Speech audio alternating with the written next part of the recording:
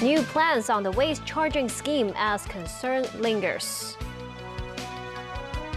Cathay Pacific admits making mistakes following mass flight cancellation earlier.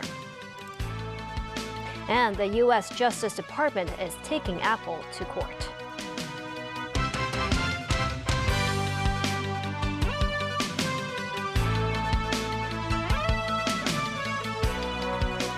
Good evening, and thank you for joining us. The government's demonstration scheme for the Municipal Solid Waste Charging Scheme will take place on April 1st. The 14 selected premises for the demonstration scheme encompass government offices, residential buildings, shopping malls, and restaurants. Tenants there will be given designated rubbish bags and labels free of charge. Earlier this year, the government announced it would postpone implementation of the Municipal Solid Waste Charging Scheme to August 1st. The original kickoff date, April 1st, will mark the launch of the demonstration scheme, with more details unveiled in documents submitted to LegCo by Secretary for Environment and Ecology Tse Chin-wen. It will take place across 14 locations, including the West Kowloon government offices involving about 2,500 employees. Public and private residential buildings include Onning House in Chunwon, Linchu Estate in Chaiwan, and Genius Court in Kowloon City. They have a total of around 900 tenants. Also covered are 2 3-nil residential buildings in Shemshui-po that have no owners corporations, no residents organizations, and no engaged property management companies. Notices have been displayed at Genius Court. Shopping malls Uptown Plaza in Taipo and Chelsea Heights in Tumun are also on the list, as well as 2 residential care homes in Tumun and 4 restaurants including Cafe de Coro in Admiralty. During the demonstration period, the government will provide designated bags and labels free of charge to all selected premises. Led by Deputy Chief Secretary for Administration Chuck Wing-hing and his interdepartmental steering group, the scheme will collect operational data and opinions from stakeholders. Then they will submit their findings to the Legislative Council between May and June to help improve arrangements for the full implementation of the scheme in August. Lawmaker Lau Kwok-fan, who chairs the panel on environmental affairs, noted that even schools and villages are not covered in the scheme. The government should extend the demonstration scheme citywide for citizens to become familiarized with the practice as early as possible. Concerns of confusion too among residents at some selected premises such as Linchu Estate here. With fewer than 10 days before the demonstration scheme takes place, this resident said they were not informed on the details of the program and are worried about possible chaos, especially among senior citizens. Some other residents, meanwhile, are unfazed about the new waste disposal arrangement because they are used to existing recycling measures. Some residents at this 3-nil building, which has no cleaning staff, expressed worries that the scheme will worsen the premises hygiene. As the 3-nil building has no property management companies, the government sent officers door-to-door on Thursday to explain details of the demonstration scheme. The management of Cathay Pacific Airways admitted at the Legislative Council today that they underestimated the levels of pilot reserves needed around Christmas and the Lunar New Year period. The misjudgment led to travel disruptions with nearly 800 flights cancelled amid the holiday season. Some lawmakers also flagged problems in the airline's monitoring of pilots' flying hours. Between late last year and February, a total of 786 passenger flights were cancelled by Cathay Pacific, reason being the lack of standby pilots. In the report submitted to the Civil Aviation Department earlier, the city's flagship carrier admitted lapses in their internal planning. Cathay's management, including CEO Ronald Lam, attended the Legislative Council's Economic Development panel today to explain. He apologized for the situation and faced scrutiny from lawmakers. Issues include the airline's lack of mechanisms to monitor how many pilots are reaching the maximum flying limit of 900 hours a year, which led to some pilots being unable to cover for absent colleagues during the peak season. I understand that there is the flying hour limit, and I believe Cathay has a very good management system. You must have known through your system. The contributing factor of the 900-hour flying limit was prevalent because our Airbus wide-body pilots had flown so much during the summer peak while we were retraining our Boeing 777 pilots. But the system doesn't contain the necessary software to draw attention to pilots that are approaching that 900-hour limit, and we've now rectified that. every year, pilot cannot fly for more than 900 hours. The international standard is 1,000 hours, though. So many pilots are just sitting at home without being able to fly. This is one of the problems. It is the broad consensus that flight hours have to do with air safety.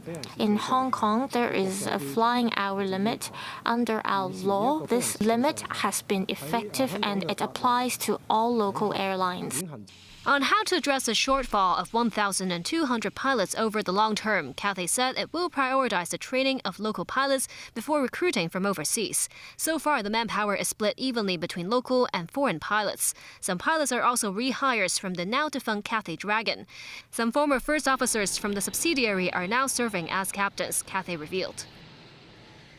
The Housing Authority's Subsidized Housing Committee approved the raise on income and asset limits for people applying for public housing by an average of 2.1%. The income limits will be raised for families of 2 or 3 and those with 5 or more tenants by between 0.9 and 4.4%. For instance, the income limit for 2-person families will be increased by $180 to $19,730. For 3-person families, it will be raised by $330. The limits for singletons and 4-person households, meanwhile, will remain unchanged. The asset limit will increase by 3% across the board, in line with the established mechanism. Just one day after Foreign Minister Wang Yi visited Australia, the Australian government today updated the country's travel advisory for its residents visiting Hong Kong. This came after Hong Kong passed the legislation of Article 23 of the Basic Law on Tuesday. Australian authorities said Article 23 has broad definitions, which means travelers could unintentionally violate the law. The Australian authorities said individuals could be detained without charge and not allowed to have a lawyer. China's foreign ministry earlier criticized Western countries for interfering in the internal affairs of China and the SAR. U.S. Secretary of State Antony Blinken arrived in Israel today on his 6th Middle East mission since the start of the war on Gaza on October 7th. His visit comes amid rising tension between Israel and its closest ally, the U.S., on how Prime Minister Benjamin Netanyahu is handling the war. Nasri Karim with more. Antony Blinken arrives in Israel for difficult talks with Prime Minister Benjamin Netanyahu. While Netanyahu wants his troops to attack Gaza's southernmost town of Rafah, the U.S. is firmly opposed to it, with 1.5 million Palestinians having nowhere to go. Before leaving Egypt, where he met senior Arab officials, Blinken spoke to the media. A major military operation in Rafah would be a mistake, something we don't support, and it's also not necessary to deal with Hamas, which is necessary. We're going to have an opportunity next week to share in detail that view with our Israeli counterparts and to lay out our views on how to deal with the problem differently. Netanyahu insists that the only way to defeat Hamas completely would be to destroy the group's battalions in Rafah, and he made clear he doesn't need any U.S. green light. Meanwhile, the U.S. and other countries continue to airdrop aid into Gaza, where agencies say famine has already taken hold in many parts of the Strip. Ambassador, the U.S. is hoping its latest United Nations Security Council draft resolution can be adopted. The resolution determines an imperative for an immediate and sustainable ceasefire to protect civilians and enable urgent humanitarian aid to be delivered. Linda Thomas-Greenfield, the U.S. ambassador to the UN, is optimistic that tougher wording will be adopted by the 15-member council, which needs just one veto from one of the 5 permanent members to fall through. However, Russia's deputy envoy Dmitry Polyansky has doubts about the word imperative, saying Moscow would not be satisfied if anything doesn't call for an immediate ceasefire. In northern Gaza, 8 aid trucks crossed into the Strip directly from southern Israel, part of a pilot program. However, agencies say hundreds of aid trucks are needed on a daily basis to deal with the catastrophic hunger afflicting the 2.3 million population in Gaza. Nazri Karim, TVB News. The U.S. Justice Department has announced a sweeping antitrust lawsuit against Apple. It accused the tech giant of engineering an illegal monopoly in smartphones that blocks out competitors and competitors and stifles innovation. The lawsuit filed in the federal court in New Jersey alleges that Apple has monopoly power in the smartphone market and uses its control over the iPhone to engage in broad, sustained, and illegal course of conduct. Filed with 16 state attorneys general, the lawsuit is the latest example of the Justice Department's approach to aggressive enforcement of federal antitrust law. Apple called the lawsuit wrong on the facts and the law and said it will vigorously defend against it. Apple Inc., based in Cupertino, California, has more recently been built around the iPhone and other popular products, such as the iPad, Mac, and Apple Watch. But as our complaint alleges, Apple has maintained monopoly power in the smartphone market not simply by staying ahead of the competition on the merits, but by violating federal antitrust law. Consumers should not have to pay higher prices because companies break the law. We allege that Apple has employed a strategy that relies on exclusionary, anti-competitive conduct that hurts both consumers and developers. As U.S. prosecutors took aim at Apple across the Pacific Ocean, CEO Tim Cook unveiled the company's new store in Shanghai. Cook opened the doors of Apple's 8th and largest store in the Chinese financial hub and made a victory sign after staff counted down and cheered. Customers, some of whom queued hours before or even waited overnight, flocked into the store once it opened at 7 p.m. local time on Thursday. Still ahead, 4 technology-related exhibitions are on the way. United Nations take measures to deal with AI.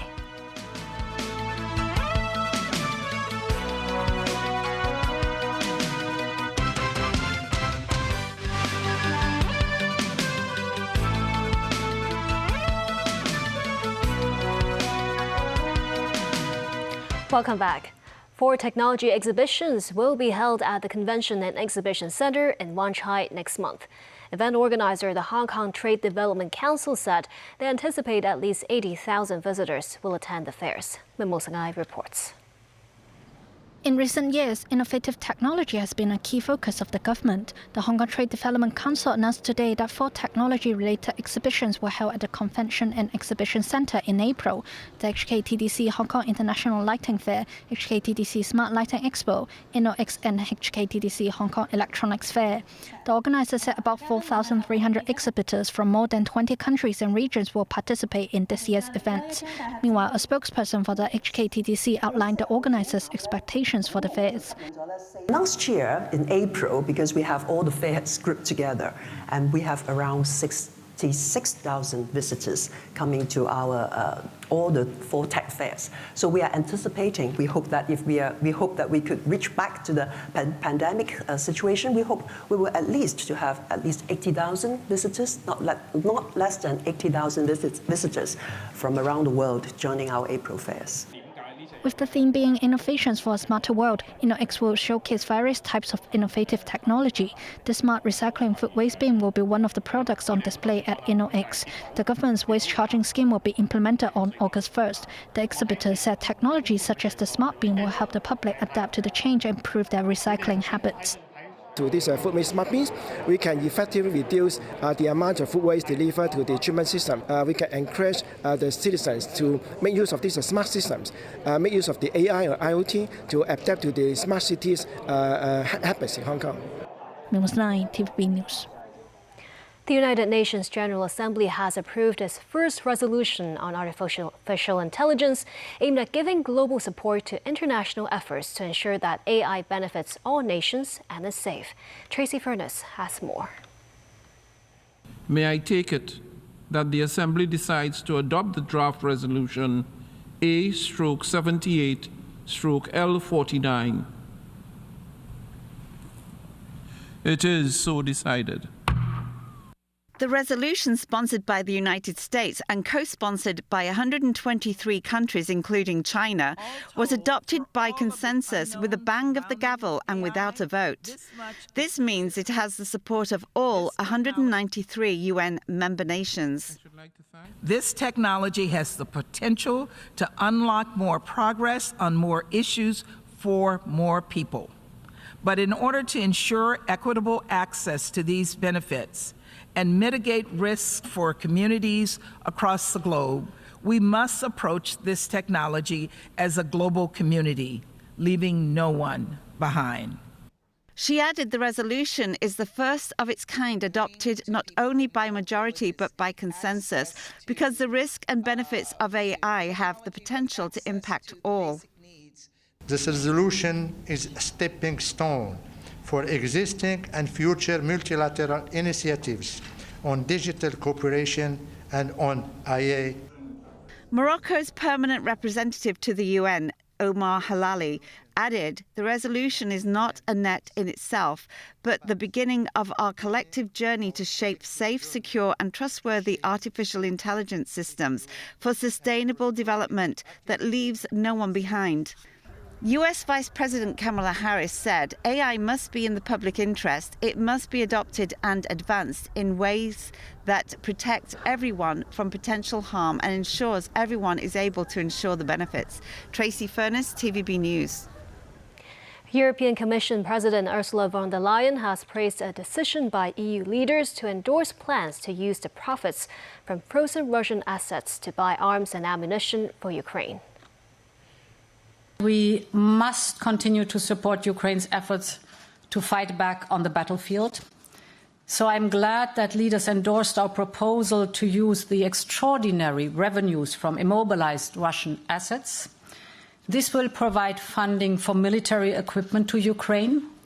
We can expect to collect around 3 billion euros for 2024 and similar amounts in the future years.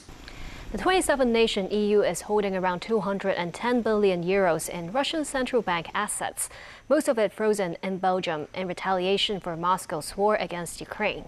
A small group of member countries, notably Hungary, refused to supply weapons to Ukraine, so these windfall profits would be split up. In India, supporters of an anti-corruption crusader who is also a popular politician held protests today against his arrest. New Delhi's top elected official Arvind Kejriwal was arrested Thursday night by the Federal Enforcement Directorate controlled by Prime Minister Narendra Modi's government. Opposition parties say his arrest is part of a crackdown by Modi's government before national elections. Kejriwal's parties and ministers are accused of accepting 1 billion rupees in bribes from liquor contractors nearly 2 years ago. In the lead-up to the general election, which starts April 19th, India's opposition parties accuse the government of misusing its power to harass and weaken its political opponents to gain unfair advantage in the polls. In the U.S., medical history was made this week with doctors in Boston successfully transplanting a pig's kidney into a living person. NBC has more. Inside this Mass General operating room, a medical milestone. For the first time, a team of doctors transplanted a genetically modified pig kidney into a 62-year-old man whose previously donated kidney failed and was struggling on dialysis. It's historical. Dr. Leo Riella first suggested a pig kidney, knowing the patient could not wait for a human one. Of the 100,000 people in the U.S. on transplant waiting lists, the vast majority need kidneys. Most of our patients have to wait for an organ from the deceased donor list. And unfortunately, if they have to stay years on dialysis, that means their health is going to continue to deteriorate. Our immune systems typically reject foreign tissue. But through cutting-edge CRISPR technology from eGenesis, this pig kidney had 69 genomic edits to improve compatibility and to reduce the risk of infection from viruses. Still, animal-to-human transplants are riddled with unknowns, including how long the pig kidney will last. But so far, the patient's nephrologist says the results appear promising. He has the surgery on Saturday, and we think he's on track for discharge this coming Saturday. So within a week? Within a week. In a statement, the patient said, "I saw it not only as a way to help me, but a way to provide hope for the thousands of people who need a transplant to survive." We need a permanent solution. And dialysis was never made to be a permanent solution. Could it essentially make dialysis obsolete? That's our goal. For the first time ever, Canada will reduce its temporary residence and set a cap on temporary immigration, the country's immigration minister Mark Miller said Thursday. It is Canada's latest government effort to address a housing shortage and stretched essential services. In recent years, there has been a sharp rise in international students, foreign workers, and other temporary residents coming to Canada on time-limited visas. The government has come under pressure for its immigration policies, with critics arguing they have worsened a housing crunch. And that's the news. Thank you for watching.